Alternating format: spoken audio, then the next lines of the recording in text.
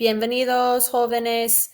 Hoy ustedes van a tomar los apuntes porque empezamos el subjuntivo con las expresiones impersonales y ojalá que. Ok, por favor, lean las frases. ¿Qué notan ustedes? Take a look. What are some things you notice about these three sentences? I think that there are three things that could come to mind. Let's take a look at the key features of those sentences. All right, so first, we have what I would have noticed was that all of the sentences have the word que in them. In this context, the word que means that. It doesn't mean what, because there's no accent mark on the letter E.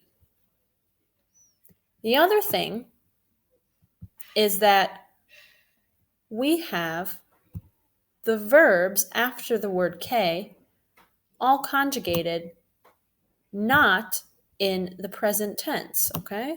Because tu tomas is the present tense. So why is it written as tomes?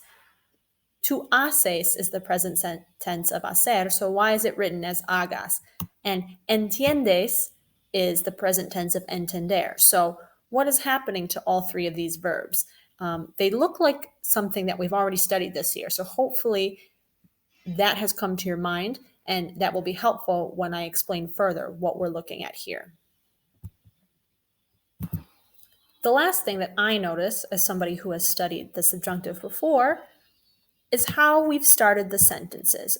Es bueno, es importante, and ojalá.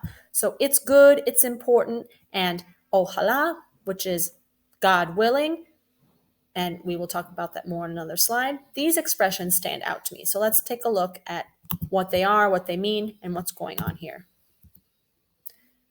Expresiones impersonales. So an impersonal expression is one where there's no real subject. Es bueno, it's good.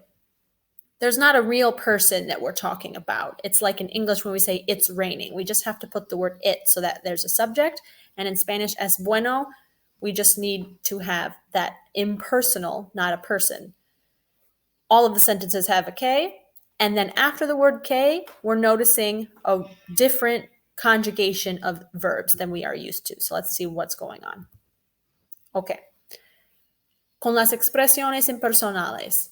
What we've done now is we are no longer narrating or just stating facts about what's going on. But these impersonal expressions are allowing us to cast our judgment, our belief, our opinions about what is happening.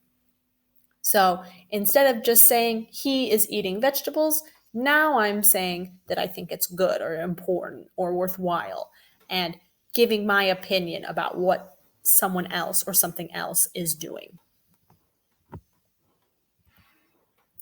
The subjunctive, it is not a tense, it's considered a mood. In the slides on commands, one of the charts I title with indicative. And indicative just means not subjunctive. It's the opposite. So from this point forward, I'll use the word indicative to describe verbs that are conjugated in the non-subjunctive form. And indicative means present tense, means past tense, means future tense.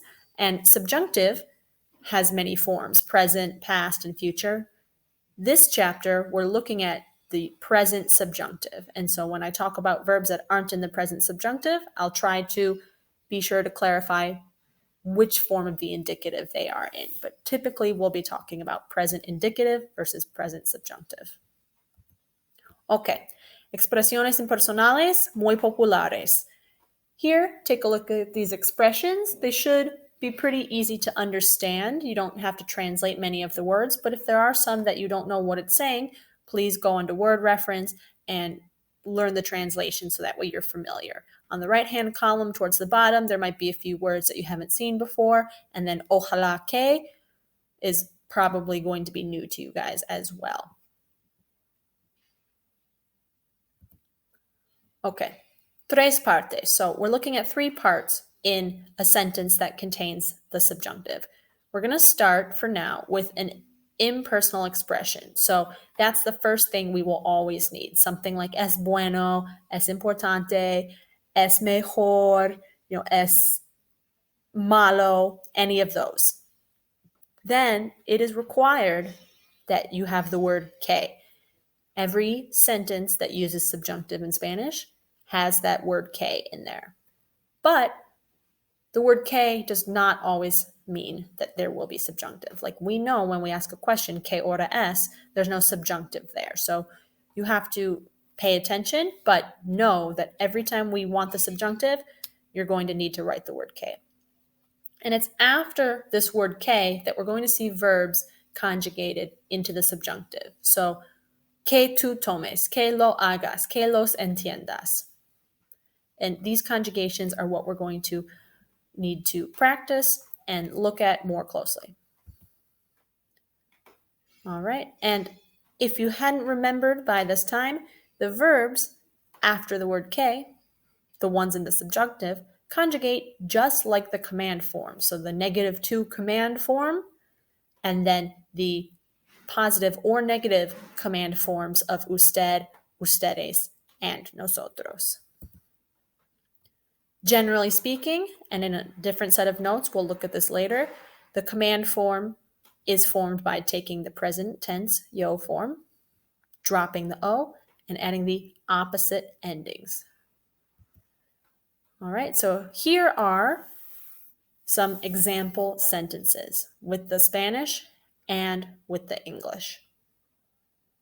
Okay, es posible que aprendas el subjuntivo. Es mejor que lo estudies, ojalá que lo comprendas. So we have some ER and AR verbs. And you can see that these regular verbs, we had put them in the yo form, dropped the o, and then given them the opposite to form endings. All of these are conjugated as to. Gracias por escuchar, chicos. En clase, por favor, díganme si tienen preguntas y hasta la próxima.